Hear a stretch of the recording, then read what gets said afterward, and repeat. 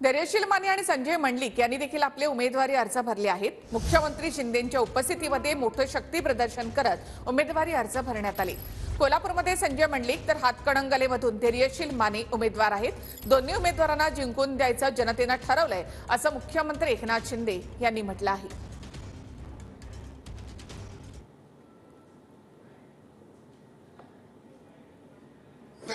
कोल्हापूर आणि हातकणंगले दोन्ही महायुतीचे उमेदवार संजय मंडलिक आणि धैर्यशील माने यांचे अर्ज भरायला मतदारसंघातले हजारो लोक आज रस्त्यावर उतरले होते।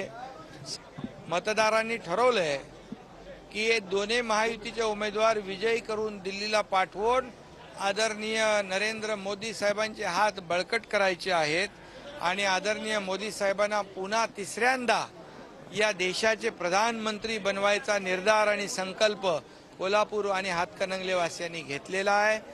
नरेंद्र मोदी साहेबांच्या कल्पनेतनं हे सगळं पुढे आलेलं आहे। एक विजन असणारा नेता म्हणून आपण सगळेजण नरेंद्र मोदी साहेबांच्याकडे बघतो आणि त्यामुळे माझी आपल्याला सगळ्यांना आग्रहाची नम्रतेची कळकळीची विनंती आहे।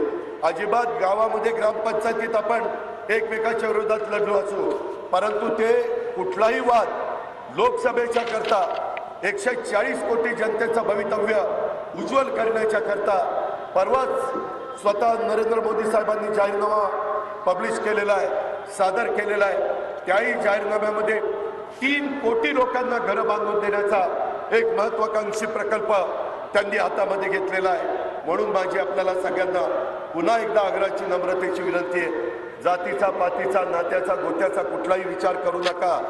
उद्याची निवडणूक ही रयतेची निवडणूक आहे, रयतेला आपल्याला निवडून द्यायचं आहे।